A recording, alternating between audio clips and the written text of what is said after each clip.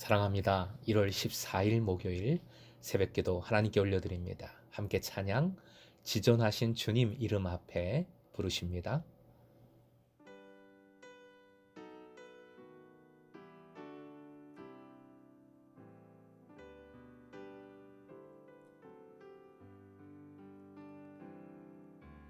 지존하신 주님 이름 앞에 모든 무릎 꿇고 다 경배해. 거룩하신 주님 보좌 앞에 엎드려 절하세. 예수는 그리스도, 예수는 주, 하나님의 영으로 경배 드리리.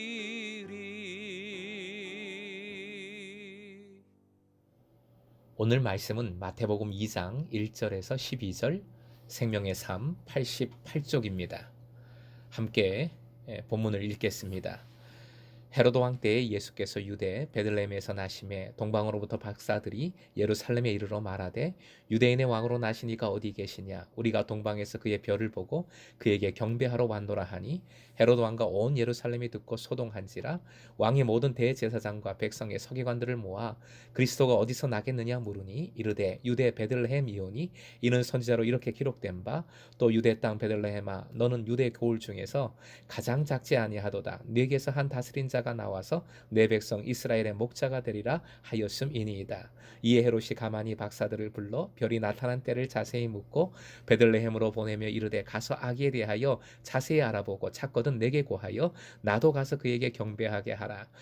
박사들이 왕의 말을 듣고 갈새 동방에서 보던 그 별이 문득 앞서 인도하여 가다가 아기 있는 곳 위에 머물러 서 있는지라. 그들이 별을 보고 매우 크게 기뻐하더라. 집에 들어가 아기와 그의 어머니 마리아와 함께 있는 것을 보고 엎드려 아기께 경배하고 보배합을 열어 황금과 유향과 몰약을 예물로 드리니라. 그들은 꿈에 헤로데게로 돌아가지 말라 지시하심을 받아 다른 길로 고국에 돌아가니라. 2절입니다. 2절 말씀. 유대인의 왕으로 나신 이가 어디 계시냐? 우리가 동방에서 그의 별을 보고 그에게 경배하러 왔노라 하니. 오늘의 기도 제목, 지금 바로 주님만 경배하고 헌신하는 삶을 살게 하소서. 지금 바로 주님만 경배하고 헌신하는 삶을 살게 하소서. 가장 유명한 사건 중에 하나인 동방박사의 경배에 관한 말씀이 오늘 본문입니다. 동방박사의 경배는 두 가지 의미에서 영적으로 매우 중요한 사건입니다. 첫째는 구원이 유대인을 넘어서 이방인에게까지 이른다는 사실입니다. 마태복음은 유대인을 대상으로 한 말씀이지요. 그래서 다른 복음서보다 구약의 인용이 많고 유대인의 이해를 돕기 위한 단어와 여러 가지 배려가 나오는 복음서입니다. 그럼에도 진리를 온전히 받아들이지 않는 유대인을 그 모습 그대로 보여주고 있습니다. 그리고 구원은 선민이라고 하는 유대인의 전유물이 아니라 예수를 그리스도로 고백하고 경배하는 모든 이들의 것임을 선포하고 있는 것이지요. 바로 동방박사의 경배가 그것을 잘 보여줍니다. 1절에 나오는 표현인데요. 따라해 주십시오. 유대인의 왕. 유대인이라는 말은 이방인들이 하는 말입니다. 결국 동방으로부터 온 동방박사는 이방인들입니다. 동방이 어디냐? 박사라고 했는데 전공이 뭐냐? 마술사나 점술가라면 예수님을 경배할 자격이 없는 거 아니냐? 등 무수한 논쟁이 많습니다. 핵심은 이들이 이방인들이고 예수를 구주로 알아본 믿음과 지혜가 있었다는 사실입니다. 반면에 3절 헤롯 왕과 함께 온 예루살렘이 듣고 소동했다고 했습니다. 4절 왕, 대제사장, 백성의 서기관들 즉 바리새인들을 의미하는데 이들은 그리스도가 어디 나겠느냐 말씀을 잘 알고 있으면서도 경배의 모습, 자세가 아니라 그저 토의와 연구 그리고 적대시하려고 하는 마음을 품고 있습니다. 동방에서 온 이방인들의 경배와 완전히 대조되는 모습이지요. 6절, 내 백성 이스라엘의 목자가 되려고 오신 예수님이십니다. 그런데 정작 예수님을 구주로 받아들이고 경배해야 할 이스라엘 유대인들이 주님을 거부하고 있습니다. 더구나 성전이 있는 예루살렘 사회 지도자들과 종교 지도자들이 주님을 나 몰라라 하고 있는 겁니다. 둘째, 예수님의 탄생을 종말론적 사건의 실현으로 보고 있습니다. 오래전 이사야 선지자는 종말을 이렇게 예언했습니다. 이사야 60장 6절 말씀 읽어드립니다.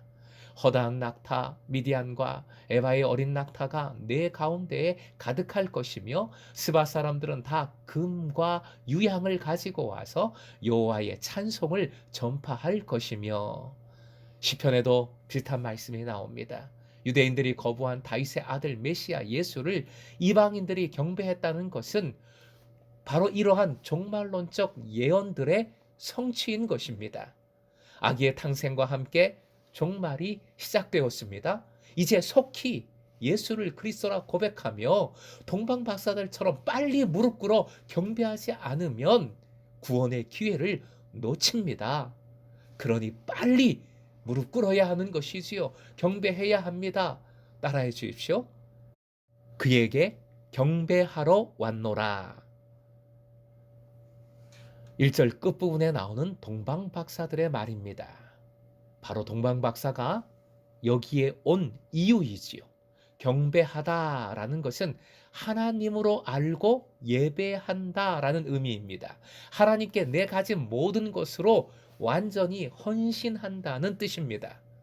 결국 말씀의 요청은, 우리에게 주시는 명령은 분명합니다. 여기에 왜 있는가? 왜 사는가? 주님을 경배하기 위함입니다.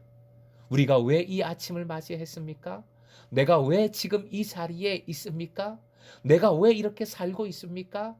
주님을 경배하기 위함입니다. 그런데 여러분은 지금 어떤 모습으로 어떻게 경배하고 있습니까? 혹 코로나로 인하여 삶의 여러 가지 어려움과 분주함으로 인하여 그것들만 내 삶을 가득 채우고 있지는 않습니까? 내 머릿속에 그런 것들로만 가득하지 않냐는 말씀입니다. 경배함이 너무 형식적이고 미약하지는 않습니까? 주님은 우리의 구원자시요 목자이십니다. 주님을 경배할 때 우리는 참된 인도함을 받고 참된 행복을 누릴 수가 있는 것이지요. 푸른 초장으로 나아갈 수가 있는 것입니다. 오늘도 주님을 온전히 경배함으로 주님 주시는 꼴을 먹고 그 풍성함에 거하는 여러분 되시길 주님의 이름으로 축원드립니다.